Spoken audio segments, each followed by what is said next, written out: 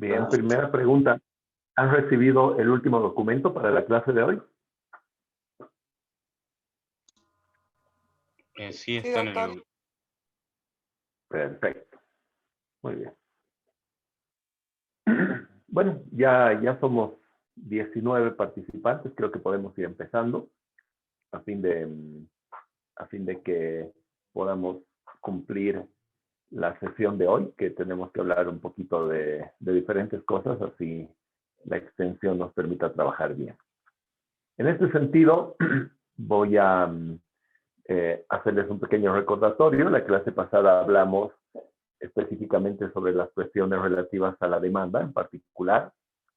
Analizamos de igual forma un documento de demanda. Ustedes pudieron desglosarlo de la forma que creo que ha sido bastante interesante. Hoy día nos va a tocar hablar sobre dos fases. Lógicamente, la primera fase es la relativa a la etapa de méritos, que la vamos a mencionar, aunque ya hemos hecho énfasis al estudiar un calendario procesal, por ejemplo, de las reglas de buen proceder. Entonces, si bien va a ser parte importante de la clase, no va a ser el principal foco.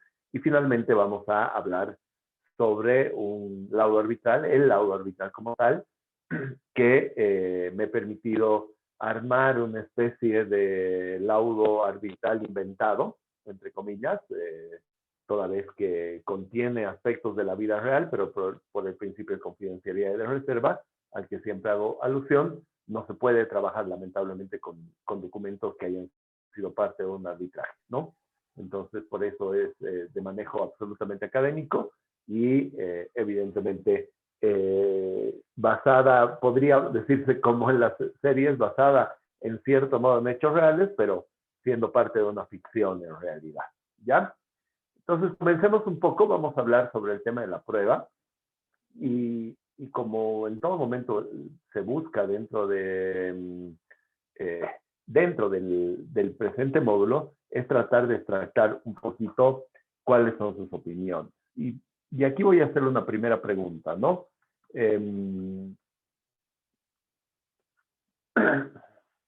Cuando ustedes tienen que hacer o cuando se les presente la oportunidad de realizar una estrategia de ordenación, y si se permite también el término, una previa valoración, porque obviamente la valoración le corresponde al tribunal, ¿en qué grado, en qué rango de importancia sitúan ustedes a las pruebas que pueden aportar? Y cuando hablo de rango de importancia se entiende a las pruebas en particular, ¿no? Tenemos pruebas periciales, testimoniales, confesión provocada, documentales, etcétera, ¿no? ¿Qué opinan? A confesión de parte. Bien, bien, puede ser que Alberto nos dice entonces que la confesoria es una prueba en la que centraría mucho de sus esfuerzos al momento de elaborar su estrategia. ¿Qué más? La documental, doctor. La documental, Paola, buenas tardes. ¿Por qué? Porque pienso que es muy importante, ¿no? Donde ambas partes firman al pie del presente, asintiendo su consentimiento para llevar a cabo lo que diga ahí. Ya, por documental, Paola, estarías identificando el contrato que une a las partes. Sin embargo, documental o el concepto de prueba documental es mucho más amplio que solamente el contrato, ¿correcto? Sí, doctor. ¿Ya? ¿Qué más?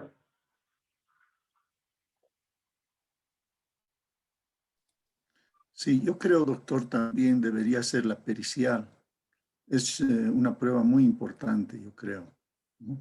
En nuestro medio no Bien, damos mucha bien. importancia a la pericial y yo creo que sí. Hoy en día los procesos modernos que versan sobre situaciones materiales, situaciones de hecho, necesitan nomás el concurso de algún experto, de algún perito sobre determinada materia que a veces no conoce a profundidad el juez. ¿Estamos de acuerdo? La prueba pericial tiene una importancia. Bien, voy a compartir un ratito una presentación para ir avanzando. Yo voy a dejar mi cámara abierta para verlos también. Paciencia, por favor, no siempre he estado con problemas de cámaras.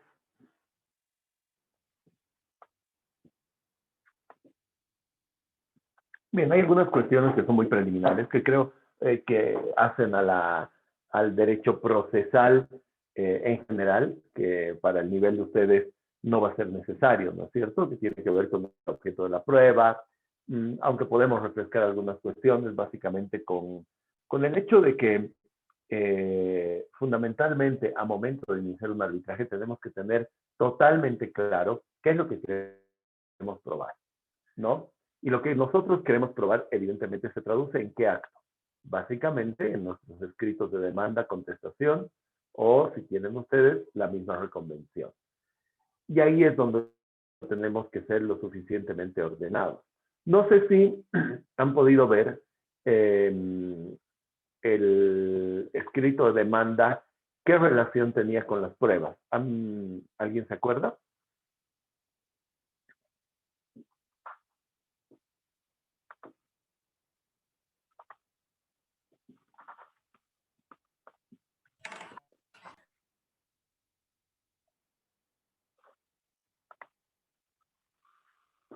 Buenas noches, ¿Nadie? doctor. Sí, Bueno, no. hicieron la presentación de las facturas como prueba documental de que se había entregado, ¿no? Todo el equipo que se había vendido. Y también ¿Ya? creo que presentaban también un detalle de inventario, si mal no recuerdo. Eso. Sí. Bien, y si se han podido fijar también, desde el punto de vista de la técnica, el memorial las iba categorizando y señalando, ¿no? Por ejemplo, decía anexo 1, anexo 2, e iba haciendo referencia. Esto que parece de colegio, realmente es muy importante hacer incidencia porque el orden de las pruebas es sumamente importante por varios factores. Sobre todo estamos hablando acá de la prueba documental. La prueba documental, súper importante que entiendan ustedes, que se presenta o se produce en los actos postulatorios y muy raramente después. Entonces, eso hace que no podamos guardarnos el famoso as bajo la manga. Pero ¿por qué es importante este tema de categorización? El arbitraje, sobre todo en arbitraje, que estamos hablando por lo general de cuestiones que son técnicas, un arbitraje de construcción, de infraestructura, un arbitraje societario, un arbitraje de seguros, todos tienen un nivel de complejidad. Y generalmente, sobre todo en los contratos de trato sucesivo que tienen, podríamos decir, un largo plazo, tienen la característica de reunir una gran cantidad de documentos. Entonces, no es poco frecuente recibir 2.000, 3.000, 4.000 hojas solamente de documentos. Entonces, si nosotros no sabemos categorizar, clasificar y establecer incluso una preeminencia de ciertos documentos, porque sabemos, por ejemplo, que los documentos que presentamos dentro del proceso, algunos son más importantes que otros, lo que va a terminar pasando es que vamos a confundir al mismo tribunal arbitral, que no va a saber ni por dónde empezar a leer toda esa cantidad de documentación. Y finalmente va a pasar que esa prueba documental, que es súper importante a los fines de la práctica procesal en Bolivia o en nuestro sistema jurídico al que pertenecemos, lógicamente pierde fuerza. A veces por querer hacer más se hace menos y es muy necesario que esté categorizada, que esté clasificada y que el manejo que tiene la parte permita al árbitro generarle verdadera convicción sobre lo que estamos queriendo mostrar y no juntar simplemente una cantidad inconmensurable de documentos que lo único que hace es perder al tribunal. Primer punto que creo que es importante, tener como una idea, ¿no? Lógicamente ustedes saben bien cuáles son las reglas en cuanto a pruebas, ¿no es cierto? Hay ciertos hechos, por ejemplo, las presunciones legales, que no están sometidos a ley. Lo que no se pone, pero no, las presunciones legales que no están sometidas a la necesidad de ser probadas, ¿no? O de igual forma, los hechos que fueran admitidos tanto de forma expresa como tácita de la contraparte, tampoco nosotros tenemos que tomarnos la molestia de efectuar una prueba como tal.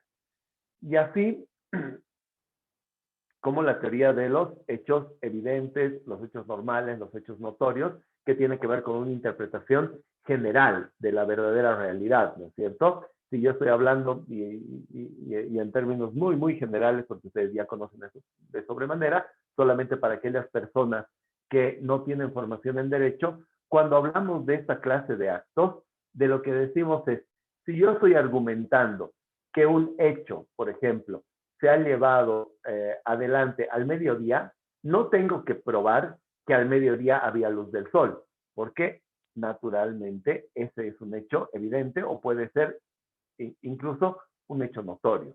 Las cuestiones que versan sobre estos aspectos no tienen que ser probadas, ¿no? Entonces, otro punto que es muy importante es la pertinencia y la admisibilidad. Son dos cuestiones, creo yo, trascendentales, sobre todo en arbitraje. ¿Qué opinan al respecto? ¿Qué es la pertinencia y admisibilidad de las pruebas? O las pruebas pertinentes y admisibles.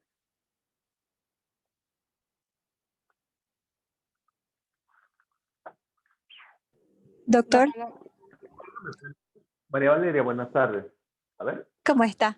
Buenas tardes. Bueno, la pertinencia se refiere a presentar pruebas que vengan a sustentar lo que en ese momento se está argumentando frente al tribunal arbitral. Es decir, si, no sé, estamos debatiendo sobre una fecha en específico, pues yo presentaré pruebas que demuestren que sean pertinentes relativas a, no sé, a la fecha que quiero probar y no así una prueba que no sé, tenga que ver o verse sobre otro aspecto no relativo a la fecha que se está hablando, la fecha en específico. Un ejemplo.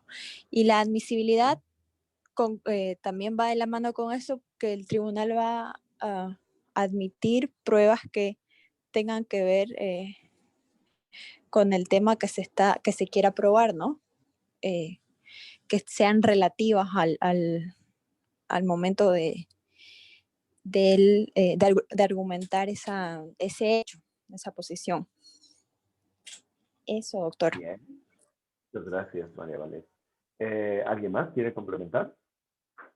Complementando lo que mencionó nuestra compañera, pertinencia también tiene que ver con lo concerniente a, en este caso, lo concerniente al caso, lo concerniente a tu demanda, lo concerniente a tu contestación. Y bueno, en ese caso tiene que ser pertinente esa prueba. Por ejemplo, si tú estás demandando la resolución de un contrato, de nada te sirve acreditar la fecha de tu nacimiento, digamos, ¿no? Por decir así, ¿ya? Por otra parte, en cuanto a la admisibilidad de la prueba, más que todo se haya vinculado a lo que es, si no me equivoco, a lo que es la prueba ilícita, ¿no? Es decir, todo aquello que no sea válido, que no sea legal, no debe admitirse. Bien, bien. Muchas gracias. Bien, para no hacerlo más largo también, coincido con los criterios. La admisibilidad está relacionada lógicamente con la legalidad, pero no solamente con la legalidad, sino también con la idoneidad del medio de prueba. ¿Qué quiere decir esto? Por ejemplo, si yo tengo una relación contractual entre dos instituciones que han suscrito un contrato, la idoneidad de la prueba, en este caso, se ve reflejada al momento de aportar el contrato suscrito como prueba documental.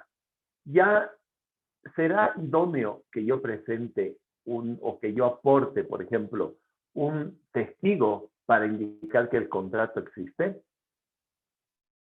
ahí estamos hablando de realmente una falta de idoneidad de la misma prueba, porque no es el medio probatorio mediante el cual nosotros vamos a poder realizar esta comprobación, simplemente como un modo de ejemplo. Y acá hay una diferencia muy importante. La admisibilidad es una cosa muy importante porque pasa por una cuestión, yo les diría, hasta que puede atacar o vulnerar nuestro derecho de defensa en juicio. Y la pertinencia es otra, yo diría, hasta de menor magnitud. Sin embargo, desde el punto de vista práctico, es muy difícil que un tribunal arbitral declare una prueba inadmisible, aun cuando esa misma prueba sea realmente manifiestamente inconducente, para evitar las cuestiones relativas a los vicios que podría establecer y las quejas que podría establecer alguna de las partes, se permite. No se olviden ustedes que primero la admisibilidad vendría a ser ese requisito que te va a permitir aportar una prueba. Entonces, generalmente el tribunal arbitral te va a dejar producir todo tipo de pruebas. Más allá, obviamente, si estamos hablando de una prueba ilegal, lógicamente no entra dentro de esa característica, pero sí, en general, todas las pruebas que se pueda interpretar como legales, al amparo de la ley o lo que es válidamente producido, van a ser, por lo general, en un porcentaje muy alto, admitidas por el tribunal. Distinta es la cuestión de la pertinencia. Y les voy a dar un ejemplo muy gráfico. A ver, es muy conocido, sobre todo en arbitraje, y en arbitrajes de construcción muchísimo más, la famosa audiencia de inspección arbitral, o lo que se conoce también como inspección ocular. ¿Alguien me puede comentar de qué se trata esa prueba?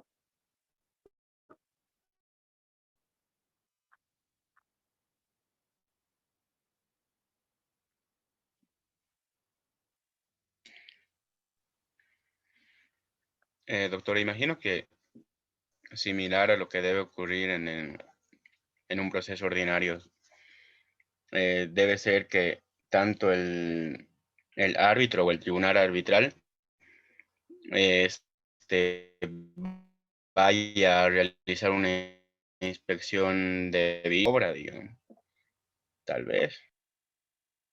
Bien, sí, exactamente eso. Y entonces, la famosa audiencia de inspección, lo que hace fundamentalmente es hacer que el juzgador, en este caso un tribunal arbitral, se constituya físicamente en el lugar de ejecución, por ejemplo, de un contrato, para poder verificar algunas cuestiones que no son posibles de comprobar bajo otro mecanismo o medio de prueba. Y ahí es donde comienzan los problemas. Les voy a dar un par de ejemplos de algo que me ha pasado alguna vez como secretario, sobre todo. Nos han llevado a era un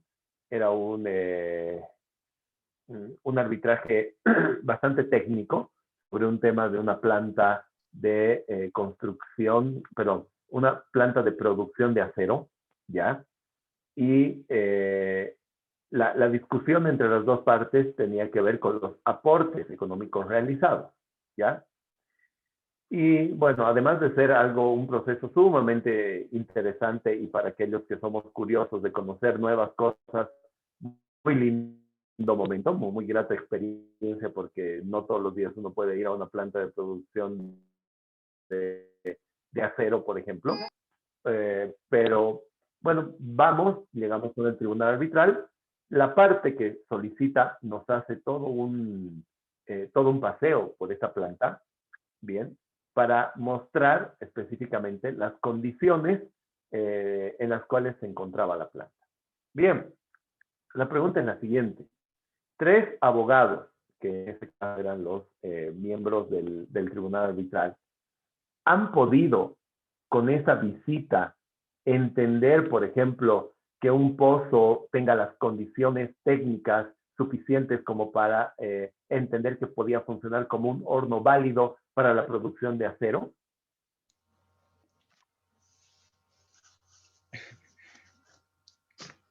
La palabra, doctor, pienso que no. Debería Nada menos. quizás ser un puntaje. Exactamente.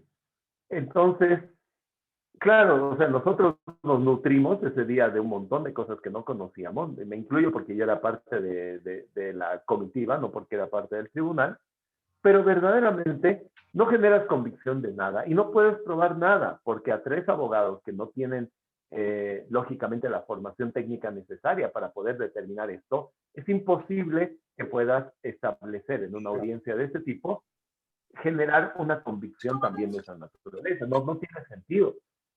Segundo ejemplo, era un arbitraje mucho más sencillo sobre un tema de construcción de un subcontrato de construcción, en realidad, de unidades educativas en el altiplano paceño. ¿Ya? Y lo que hicieron fue llevarnos, justamente esa de la carretera Patacamaya, nos llevaron a un par de escuelas, ¿ya? Para verificar que el trabajo que se había realizado había sido cumplido. Entonces llegamos, obviamente destinas todo un día para realizar esta audiencia, te paras frente a la estructura edificada y eso sería todo. ¿Cuál es el fin que puedes perseguir con la realización de esta prueba? Parece un poco impertinente, ¿no? Porque para demostrar que efectivamente has construido, para algo está la entrega definitiva, ¿no? O en tanto la entrega provisional. Estamos totalmente de acuerdo. Un tercer caso que es muy común, por ejemplo, ahora que hay tanto problema de arbitraje de construcción o de infraestructura en temas carreteros, te llevan a la carretera en el medio de la nada para mostrarte la calidad del asfalto. Y más allá de que hay abogados que tienen un conocimiento muy grande en temas de construcción, verdaderamente es inidóneo que constituyas a 3 pobres cristianos al medio de la nada a que vayan a ver una obra en la cual, ¿cuál es la diferencia a simple vista, por ejemplo? A simple vista, porque así se trata en una inspección ocular, de la calidad de un material de pavimento, por ejemplo. ¿Cómo sé yo que es un pavimento rígido, si fuera el caso, de primera, de segunda o de tercera? Es imposible, ¿correcto? ¿Por qué? Porque eso, lógicamente, como decía el doctor Valdivia, se tiene que medir a través de un análisis técnico que debe ser aportado no por lo que yo vaya a ver, sino por la pericia. Y estas son simplemente formas o ejemplos de lo que nosotros debemos hacer a momento de generar la estrategia de prueba. Lógicamente, ¿por qué? Porque la prueba que no es idónea, lo único que va a lograr es hacernos perder el tiempo. Y a veces hacerle perder el tiempo predispone mal también al mismo tribunal arbitral. Entonces, tenemos que saber si queremos jugar esa carta, ¿no? Bueno, acá en la presentación hay algunas cuestiones generales que tienen que ver con el calendario procesal que nosotros habíamos analizado. Un tema muy, muy importante es el que tiene que ver específicamente con la cuestión relativa a la exhibición documental y al tema de la libertad probatoria que tiene el tribunal arbitral. Son 2 temas súper interesantes. ¿Qué es la exhibición de documentos? ¿Alguien me puede dar un poco de luces al respecto para que empecemos a partir de este tema a hablar? Doctor, hace referencia a que las pruebas documentales presentadas por las partes puedan ser expuestas a ambas partes. ¿Estoy en lo correcto? ¿Ya? Sí, en parte sí. Te falta solamente un pequeño detalle. Cuando hablamos de estas pruebas, mil disculpas, me ha sacado mi conexión, pero ahorita vuelvo a compartir, ¿ya? Cuando hablamos nosotros de la exhibición de documentos, no nos referimos al documento que es producido y aportado en los escritos postulatorios. ¿ya? No nos referimos específicamente a la demanda, a la contestación, porque ahí ya tenemos los documentos presentados en el día número 1. Me faltó un temita ahí que creo que es importante cerrar, y disculpen ustedes el desorden, es que es mucho tema solamente para el poco tiempo que tenemos en general. La importancia en arbitraje de la prueba documental para Bolivia es totalmente, podría decirles, alta. Es la prueba reina. ¿Por qué? Básicamente porque en general, en el 99% de los casos, cuando hablamos de arbitraje, estamos hablando de arbitraje comercial. Y ustedes saben que la normativa comercial vigente nos dice que la prueba entre comerciantes, es decir, todos los documentos comerciales, contratos, asientos contables y demás, hacen plena prueba en juicio. Entonces, si yo tengo documentos, van a tener un valor probatorio, incluso por encima de cualquier otro medio de prueba, ¿ya? Entonces, la prueba reina siempre es la documental, sobre todo en materia arbitral doméstica.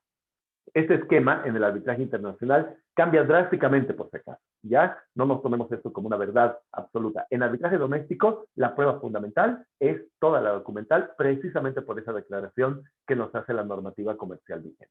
Bien, siguiente paso. Puede pasar que el tribunal arbitral o la contraparte pida que la otra parte exhiba o presente y produzca algún documento que ha sido extrañado, ¿ya? Digamos, ¿no? Por decirles algo, nos hemos asociado, estamos realizando una construcción dentro de una asociación accidental, y mi empresa es la empresa líder, y por ende, al ser la empresa líder, es directora del proyecto y maneja todos los documentos relativos a ese proyecto. Entre ellos, por ejemplo, todo lo que son los libros de órdenes. Ustedes saben que en materia de construcción los libros de órdenes son básicamente la Biblia de lo que ha venido pasando día por día en la construcción. Entonces, resulta que, entre comillas, convenientemente, yo no produje esta prueba a momento de aportar en el proceso. Tanto el tribunal arbitral como la contraparte pueden exigirme que ese documento sea exhibido. Bien, y ahí, como ustedes pueden ver en la presentación, se me puede exigir que yo presente, se me puede dar un plazo, y puede darse también que a pesar de ello, yo diga que no lo puedo producir o directamente no lo produzco y ya está. Lo que va a generar eso en el tribunal es la facultad de tener una presunción. De generar esa presunción, lógicamente, porque yo estoy faltando a una regla de lealtad procesal en un primer momento, como mínimo, y en segundo lugar, lógicamente, el tribunal se va a encontrar en dificultades y va a tener que presumir algunas cuestiones. Y lógicamente, si va a presumir, es lógico también, valga la redundancia, que presuma en contra mía. Entonces, la exhibición de documentos puede venir de la contraparte y puede venir del tribunal. Y justamente de este pequeño hilo me agarro yo. ¿El tribunal tiene facultades de prueba? Me imagino que eso lo han visto con el doctor Menacho. ¿Qué opinan?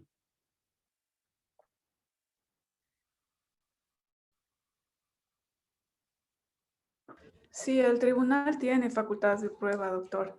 Claro que no puede exceder a esa facultad pidiendo prueba que no ha sido declarada o que no está dentro de los puntos a probar que ha puesto o declarado el demandante en su demanda, ¿no? Pero tiene la facultad de pedir cualquier prueba que sea necesaria o que él considere que sea necesaria para tener la verdad de los hechos. Bien. Y esto que hemos hablado ya, ¿cómo tiene que moderarlo el tribunal arbitral? Solamente para hacer un pequeño resumen, ¿no?, de lo que ya hemos visto.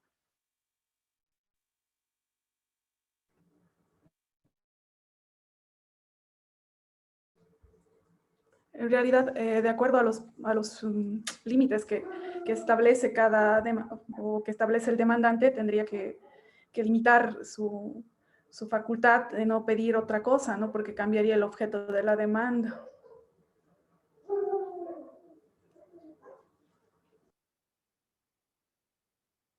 Bien, Doctor, bien. si me permite. Básicamente, Sí, adelante, doctor, por favor. Gracias. Sí. Este es un tema muy conflictivo, yo creo, tanto en el proceso arbitral como en el proceso civil o familiar, porque a veces la parte con esa libertad probatoria, ese dispositivo de señalar algo y no presentar la prueba adecuada, la prueba idónea, o señalar los medios de prueba, a veces es negligente o a veces no quiere, es ya una cuestión potestativa. Entonces, el juez a veces suple esa negligencia. Entonces, ahí estamos con un problema de que le está favoreciendo a esa parte en desmedro de la otra, ¿no? Por ejemplo, digamos que se han olvidado proponer, por decir lo que usted señalaba, una pericial. Pero el juez dispone que haya una pericia. Y eso va a favorecer generalmente al demandante. Por ahí el demandado está inactivo, entonces está ahí algo así como enarbolando la bandera del demandante. Y eso he podido notar, lo que he podido Tal revisar vez en incluso. estos procesos, ¿no? Entonces es una cuestión muy difícil, muy difícil. Yo creo así como solución, digamos, a priori, muy a priori, sería que el juez simplemente puede disponer una prueba solamente para corroborar algún otro medio probatorio que ha señalado la parte, creo. Pero, como le digo, es un debate muy profundo que no tiene una respuesta, creo, adecuada hasta el momento, doctor. Exactamente. Sí, coincido plenamente con ustedes. El tribunal arbitral, en este caso, para esta materia, se encuentra haciendo equilibrio entre dos temas, ¿no? El principio de verdad material, que básicamente consiste en la averiguación real de los hechos acontecidos en el conflicto. Y por el otro lado, básicamente la igualdad, el principio de igualdad que deben tener las partes en el juicio, ¿no? Esto quiere decir que el demandante no debería, el tribunal arbitral no debería suplir bajo ningún punto de vista la facultad probatoria que le obliga a que quien demanda o a que quien alega debe probar como principio jurídico, lo cual es una cuestión compleja. ¿Cómo funciona en realidad en este caso? Por ejemplo, en materia arbitral, y esto hablándoles una vez más de las experiencias prácticas que puedo rescatar, generalmente el tribunal te va a exigir, incluso de oficio, la presentación de algún documento que sea realmente necesario a los fines del procedimiento, ¿ya? Que sin ese documento no pueda funcionar, llamémosle, o no pueda avanzar verdaderamente el proceso, entonces el tribunal arbitral se va a tomar la molestia de hacerlo. Esa es una primera raíz. Y la segunda, en la que hay mayor cantidad de cuestiones que hacen referencia a la prueba de oficio, es la relativa a las pericias. Creo que con ustedes ya comentábamos este hecho, ¿no es cierto? ¿Qué pasa con las pericias? ¿Se acuerdan? Háganme memoria, por favor, porque estoy dando un curso también sobre arbitraje y no recuerdo haber si he conversado justamente ese punto con ustedes sobre el tema de la prueba pericial.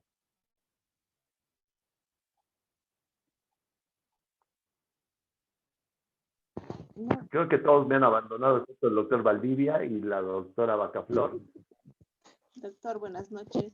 No nos ha hablado sobre la prueba pericial todavía.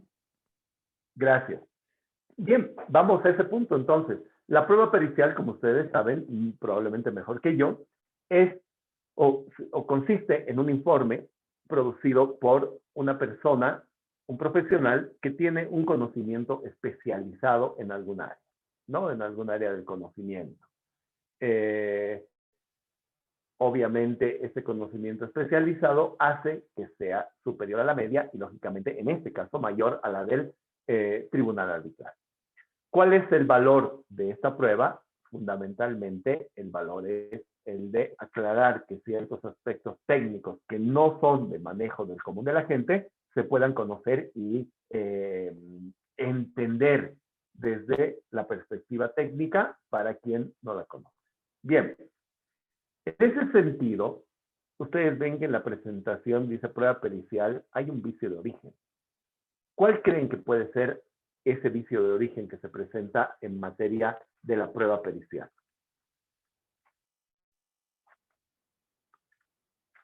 ¿Qué opinan?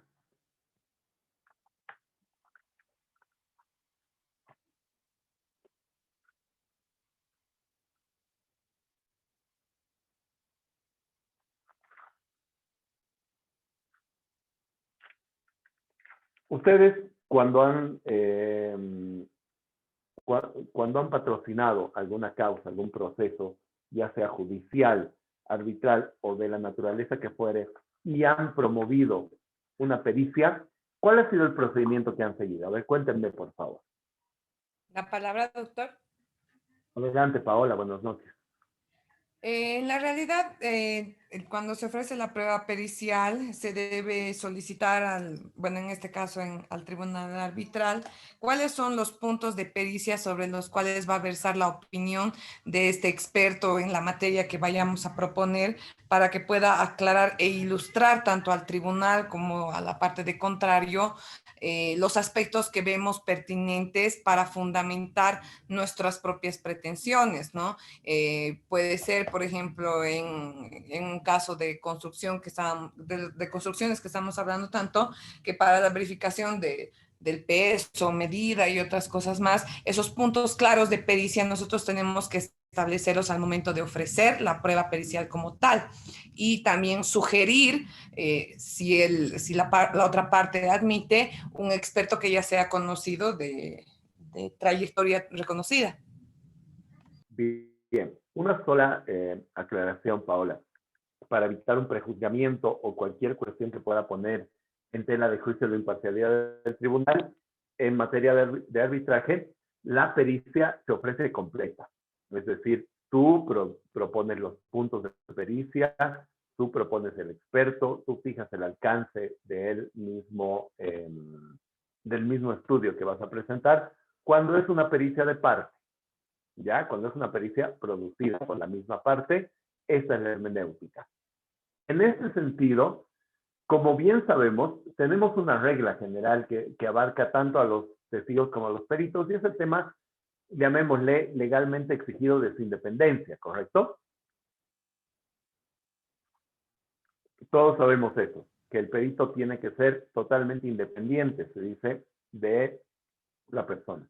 Pero también hay una verdad que, sobre todo en el arbitraje internacional, se maneja, y es el hecho verdadero, cierto e incontrastable, que cuando yo contrato un perito, primero, le voy a pedir que pruebe algunas cosas, o mejor dicho, que muestre algunas cosas determinadas, y más importante aún, yo le voy a pagar, ¿correcto? Si yo te digo que tienes que probar, si yo hago los alcances y adicionalmente yo te pago, ¿cómo va a salir esa pericia? A favor de la parte. Ofreciendo la parte. Naturalmente, es lo lógico. Es lo lógico, es lo natural, es lo que tiene que pasar, porque así es. Ya no estoy siendo cínico, les pido disculpas si son así, pero es lo que pasa en la realidad. No voy a aportar una pericia es porque me tiene que favorecer. Y peor aún si le estoy pagando a alguien, lo que no quiere decir que estoy contratando un perito para que haga o para que incurra en falsedad. Sin embargo, ustedes saben que en ciertas cuestiones técnicas, a veces la averiguación de la verdad o la posición profesional puede ser muy amplia, hasta en materia contable, por ejemplo, ¿no? Entonces, habitualmente pasa, dada esta circunstancia, que tenemos dos pruebas periciales que se aportan. Una prueba la aporta el demandante y la otra prueba pericial la aporta el demandado. Puede ser sobre los mismos temas de disputa y son diametralmente opuestas en cuanto a las opiniones que reciben. Es muy común que pase eso. Entonces, si seguimos con la línea, va a haber una, llamémosle, opinión establecida por el tribunal arbitral, por el perito de la demanda, que va a decir la calidad de los materiales utilizados es la peor del mercado.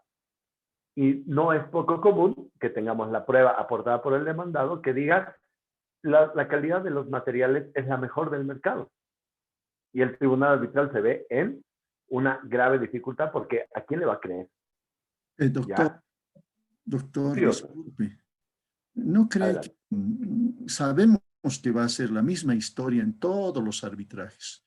Cada Sí. parte contrata a su perito, va a y decir lo que quiera y la otra parte igual. O sea, es ya es un recorrido, digamos, ya clásico, y digamos, es algo tedioso, ¿no? Ahí está el perito, buen tiempo, el expediente, haciendo las pruebas, qué sé yo, de medición y demás pruebas. Sabemos ya cómo va a decir que es blanco a favor del demandante. Y el demandado va a contratar su perito que va a decir negro. Entonces, siempre, digamos, por decantación, prácticamente, el tribunal arbitral o el árbitro va a tener que señalar uno de oficio. No podría, digamos, cambiar ese ritual ya, digamos, tan tedioso y que ya sabemos cómo va a terminar. En mi opinión, doctor, si yo soy el abogado de alguna de las partes, lo que sugeriría y lo que sugiero en realidad es que la pericia sea presentada por un profesional independiente designado directamente por el tribunal arbitral, como usted hace mención, porque también considero que es una pérdida de tiempo. Ahora, si no pasa esto, porque, por ejemplo, nosotros contamos de entrada con el demandante produciendo una pericia, vamos a tener que presentar nuestra contrapericia, ¿no es cierto? Porque lamentablemente, como parte de nuestra estrategia de defensa, vamos a tener que hacerlo. Y el tribunal arbitral acá es donde más hace uso de su facultad de probatoria de oficio. ¿Qué es lo que generalmente se obtiene?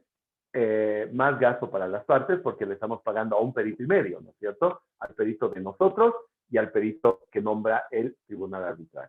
Ahora, generalmente el informe o como se conoce, el dictamen del perito, entre comillas, dirimidor, se le dice, y hay que tener mucho cuidado, es un informe lógicamente mucho más solvente, pero hay que tener cuidado en pretender o pensar que es una prueba incontrastable.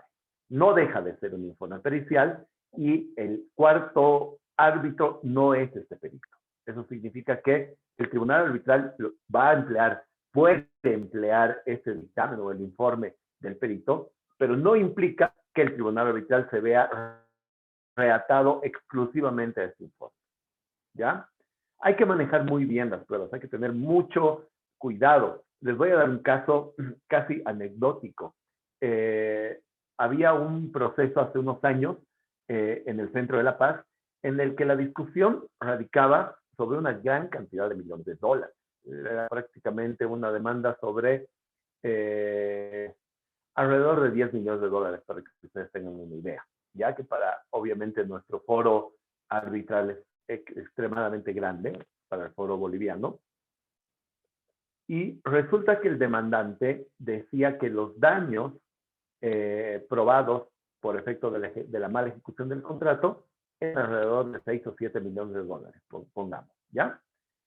Y resulta que en las pruebas aportadas, documentales y en alguna pericia, se llegó a comprobar que el daño superaba los 13 millones de dólares. ¿Cuál fue el resultado de esto?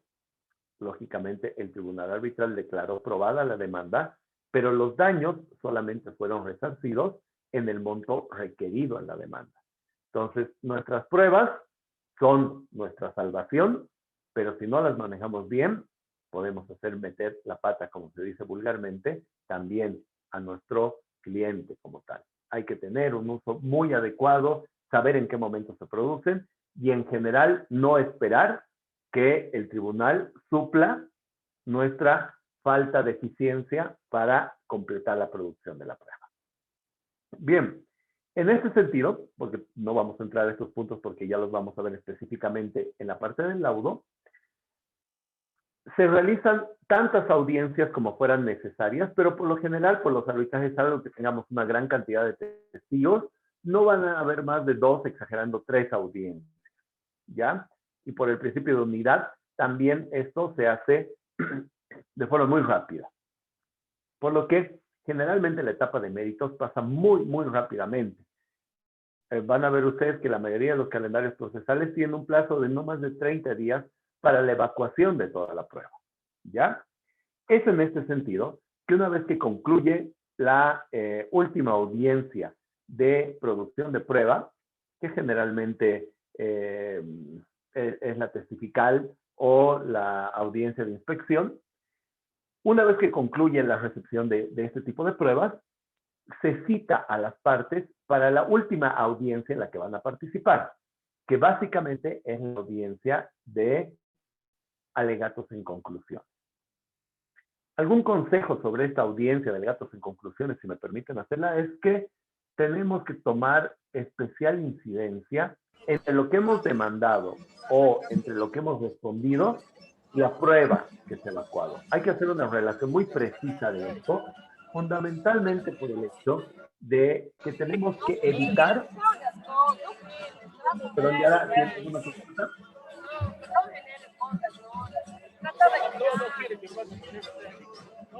Creo que no tiene consulta, pero...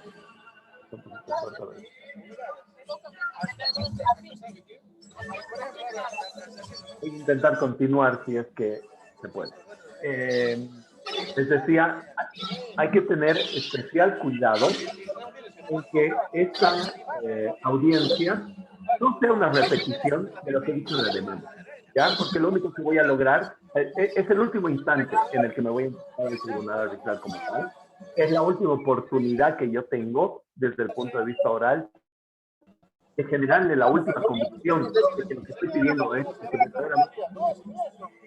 A ver, voy a ver si puedo silenciar a su compañera.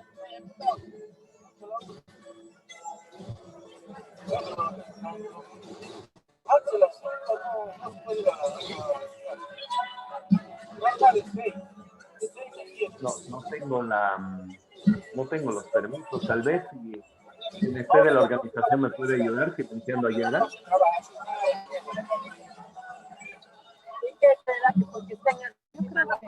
Administrador solo puede. No soy de administrador. Yara Antretana, tu micrófono, por favor, ese es el que está encendido.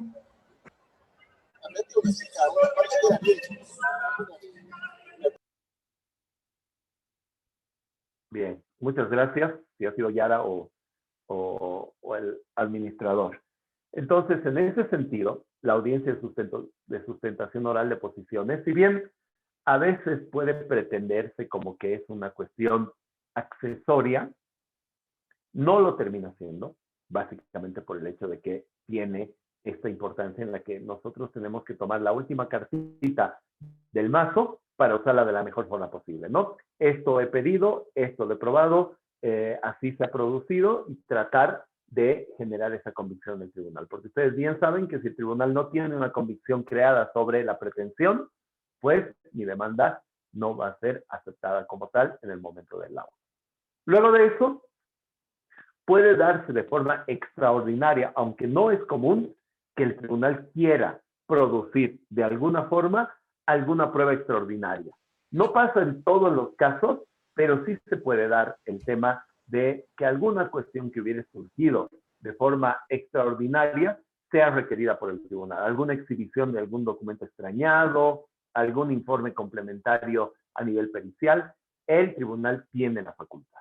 Bien, entonces, ya sea presentada esta última prueba o solamente producida la audiencia de alegatos, empieza a correr el plazo para que el tribunal arbitral emita su laudo. Este es, por lo general, casi creo, el único plazo que corre en días calendarios, que es de 30 días calendarios, desde la audiencia de alegatos en conclusiones o desde la presentación de esta última prueba requerida por el tribunal de forma, llamémosle, extraordinaria. Hasta ahí, entonces, nosotros vamos a poder hacer algo como parte. Ya los siguientes 30 días no hay ninguna actividad procesal permitida a las partes. Como se conoce en materia procesal civil, llamémosle, nuestro expediente ya está en despacho y no se produce ni se tiene absolutamente nada más. Bien, les he hecho llegar a ustedes un laudo arbitral. Es un laudo arbitral cortito, ¿ya? Porque van a ver que la controversia generada también es bastante pequeña, ¿ya? Porque obviamente si les hacía llegar un laudo de 150 hojas, no nos hubiera alcanzado todo el módulo para poderlo desglosar. Así que creo que es adecuado para los fines, sobre todo de tiempo con el que disponemos. Les voy a dejar un tiempo, ustedes dirán, son 18 hojas de los que consta el laudo, cuánto tiempo requieren para analizarlo y una vez que lo hayan analizado, lo volvemos a discutir tal cual como hicimos en la clase pasada. Solamente quiero que lo analicen, que vean la estructura de lo que pide la ley en cuanto al contenido del laudo arbitral. Si quieren utilizar algún reglamento, en este caso yo les recomendaría que utilicen el de La Paz porque el laudo ha sido utilizado en base al reglamento de la Cámara de Comercio de La Paz. Y podamos discutir al respecto. Ustedes tienen que verificar la parte formal y lógicamente después ya vamos a empezar a analizar todos y cada uno de los puntos de contenido del laudo conmigo. ¿Qué tiempo requerirán? La última vez fueron 20 minutos, ¿no, doctor? Eran 11 hojas, son 18, tal vez un poquito más de tiempo. No sé qué dicen los compañeros. Ya estoy de acuerdo, propongamos 25 a 30 minutos y yo me conecto en los 25 minutos y ya la mayoría ha terminado, comenzamos y si no les doy 5 minutitos más. Está bien, doctor. Está bien, Bien, gracias, doctor. revisen por favor entonces.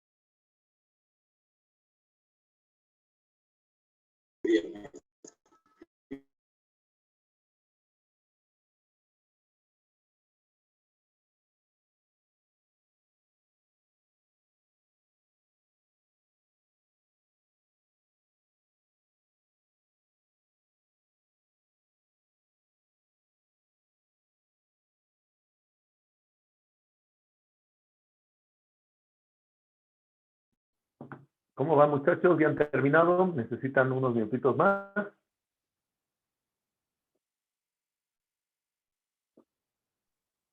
Unos minutitos más, doctor, si podría ser posible.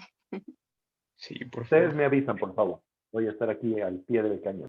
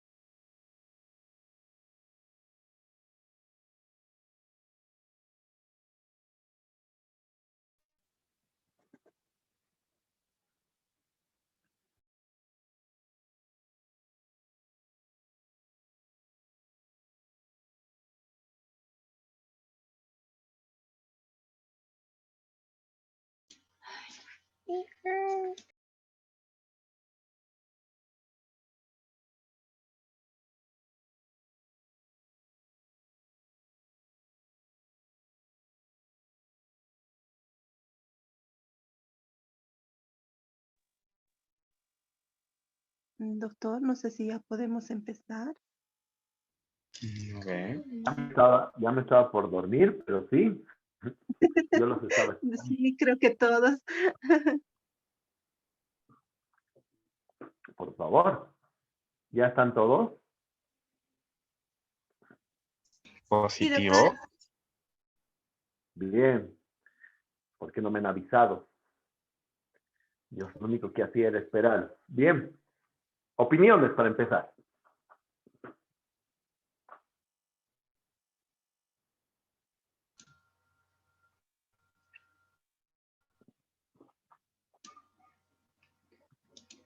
Bueno, en principio, el laudo arbitral académico me parece que cumple con las exigencias que establece la ley 708 respecto a su contenido, conforme al artículo 105 de la ley de conciliación y arbitraje. Por otra parte, también me ha parecido bastante similar a las sentencias que emite un juzgador en lo civil y comercial, ya que narra tanto los antecedentes, ya que también señala el objeto de la prueba, señala qué pruebas le han servido para sustentar su resolución. Asimismo, en el formato se puede establecer los considerandos que hay, la debida fundamentación y por qué no se ha aprobado tal o cual petición, más que todo cuando retira una de sus pretensiones la parte demandante en relación al traslado del lowboy. Por otra parte, me ha parecido bastante interesante en cuanto al decisorio del juicio, del proceso, ya que una de las cosas más interesantes y más atractivas que me ha parecido es la multa que fija, ¿no? Si es que sigue incumpliendo, y esa multa de 50 bolivianos ya lo fija en el laudo. Eso me parece bastante atractivo y bastante eficaz para los fines del proceso, para la ejecución de la sentencia y para que la otra parte cumpla. Y a ver, algunas preguntas que me gustaría, digamos, desglosar es en relación a... No estoy entendiendo muy bien esta partecita. A ver. En el numeral 15, donde dice plazo para dictar el laudo,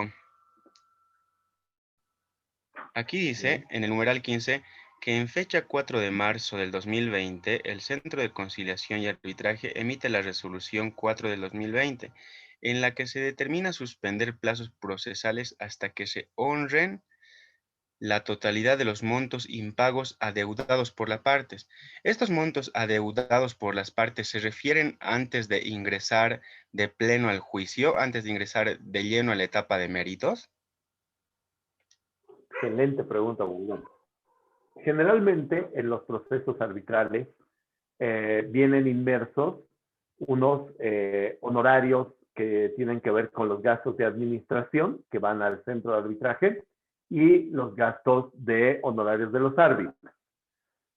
Es muy habitual que los gastos arbitrales en general no sean honrados, sobre todo, lógicamente, por el demandado. Porque si bien tienes una cláusula arbitral y bla, bla, bla, bla, bla, cuando te demandan, tratas de poner, lamentablemente, la mayor cantidad de condicionamiento al avance del proceso. Y uno de ellos, en los que lamentablemente y de forma muy antiética las partes demandadas se valen, generalmente es la falta de pago. Y como todo servicio, en realidad esto muy habitualmente provoca la paralización del proceso arbitral. Es por eso que hay ocasiones en que los arbitrajes terminan siendo suspendidos en ocasiones temporalmente, como es este caso, que tú puedes ver que una de las partes, en este caso el demandante, pagó la totalidad de los gastos Y en otros casos, muy lamentablemente, terminan con mucho más tiempo parados o paralizados los procedimientos arbitrales. Eso, si ustedes van a demandar un procedimiento arbitral, un buen consejo que yo les puedo dar es que tengan en cuenta el cálculo del total de los aranceles del arbitraje para no verse truncados en la mitad del avance en una suspensión indeseada del proceso. Perfecto, muchas gracias, doctor. Por otra parte, ya y para cerrar mi participación,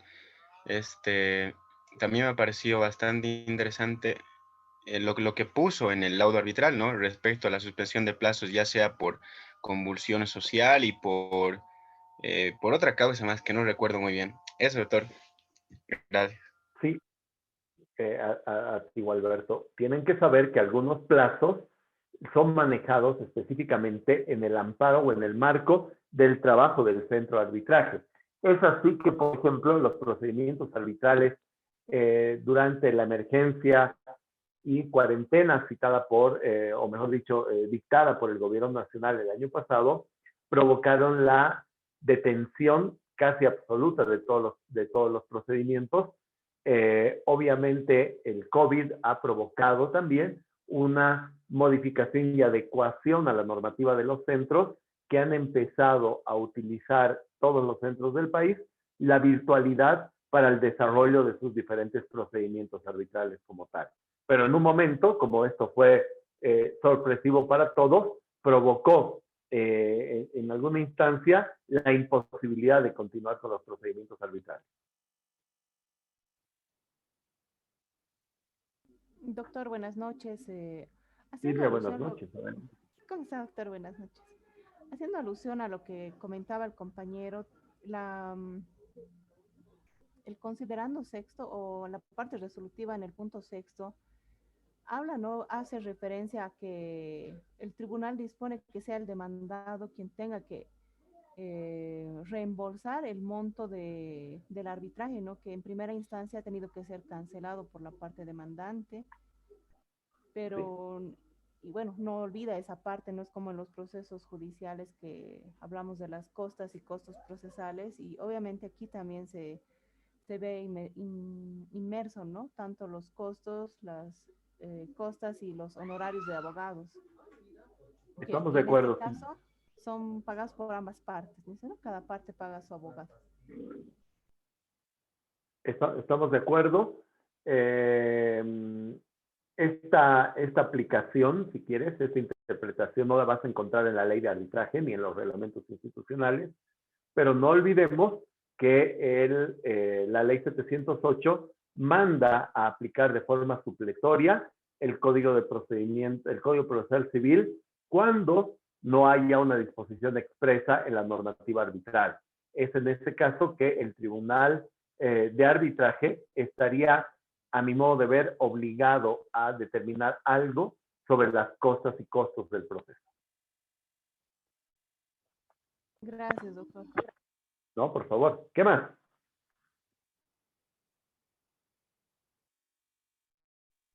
Doctor, buenas noches. Sí. Bueno, sí. Tengo una consulta. Me ha llamado a mí la atención algo, bueno, puntual. En la cláusula arbitral indica que, bueno, no dice previamente, pero dice que sí, por un tiempo prudencial se pueden someter las partes a conciliación y recién someten a conciliación ya cuando ya se ha llevado adelante el proceso arbitral, doctor, si no me equivoco, ya en los alegatos, antes de los alegatos, doctor, se les pide que concilien. ¿Esto es siempre así o la conciliación debe ser siempre previa, doctor, o puede darse también de esta manera? Esa era mi consulta, doctor. Muy buena tu pregunta, Lili, porque realmente es una cuestión que queda en el aire. Como todo método alternativo de solución de controversias, el arbitraje tiene que estar inspirado siempre en la visión y posibilidad de buscar la alternativa que sea más beneficiosa para las partes. No significa que el tribunal le va a escapar a la jeringa de tener que fallar a favor de una u otra de las partes, pero en la medida de las posibilidades, los tribunales arbitrales siempre tratan de que una negociación directa o una conciliación en algún momento del proceso pueda ser llevada, ¿ya? Eso como espíritu. Si tú me dices como requisito, lógicamente las partes tienen que llegar, si es una cláusula escalonada, tienen que haber cumplido estos procedimientos previos o al menos intentado.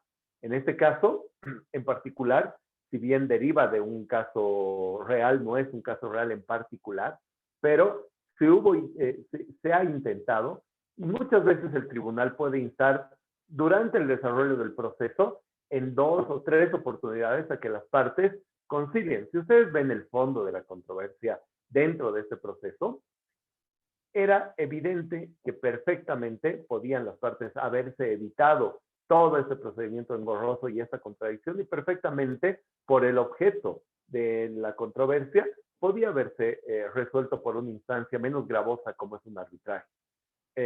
Sin embargo, a veces pasa que un arbitraje, por muy pequeño que sea, no logra encontrar en las partes esa asequibilidad que se necesita para una negociación asistida como es una conciliación.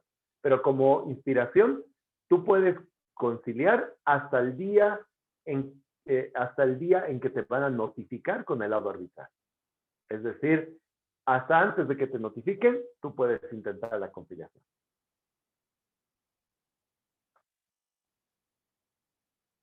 ¿Qué más? Doctor, buenas noches. Una duda, perdón. Doctor, en la página 17 del laudo se toca el tema de los intereses. Si estos hubiesen sido pactados en el contrato, ¿la pretensión de la parte en el pago, en su pago, era procedente? Claramente. Coincido con la reflexión. Coincido. De todos modos, si bien no hay un pago de intereses, en la parte resolutoria o resolutiva, perdón, del laudo, puede fijarse una multa que hace las veces, ¿no? De una sanción, porque se va acumulando diariamente como si fuera un interés de alguna forma. Está bien, gracias. No, por favor. Bien, les dejo la tareita, ya que nos hemos extendido un poco. Ustedes tienen una presentación que está compartida ahí. Es un pequeño trabajito que hice sobre el laudo arbitral. Son 20 diapositivas. Les voy a pedir que las revisen para el día viernes, que ya las traigan revisada. Yo se las he enviado a la organización ahora, porque veía que se estaba extendiendo. Que las revisen y cotejen en función de este laudo que hemos realizado, para ver si es que cumple, si es que hay algún error, si es que hay algún horror. No es, en este caso, por si acaso, no es el criterio de que ustedes busquen errores. Ya no es como en el caso del calendario procesal. Solamente es para hacer un cotejo y una revisión y que ustedes vean cómo funciona, ¿no? Y bueno, también académicamente creo que tiene alguna cuestión que puede ser interesante para ustedes, porque hace una categorización y diferenciación de los laudos que existen. Hay que ver, por ejemplo, algo que se tiene concebido como si fuera una verdad, es la motivación del laudo. Y en materia arbitral, no necesariamente en todos los foros arbitrales el laudo debe ser motivado, les cuento, por ejemplo. Esa es una cosa bastante rara a la naturaleza de nuestra resolución de controversias, pero van a ver en la presentación que hay algunas corrientes doctrinales y algunas prácticas que en algún momento se animaron a decir que el laudo no necesariamente tiene que estar motivado y tiene una explicación. Así que todas esas cuestiones las veremos el día viernes. ¿Bien? Muchas gracias, doctor. Buenas noches. Buenas noches a todos. Buenas noches a todos. Descansen. Cuídense, por favor. Gracias. Gracias, doctor. Buenas noches. Buenas noches, doctor. Buenas noches. Buenas noches.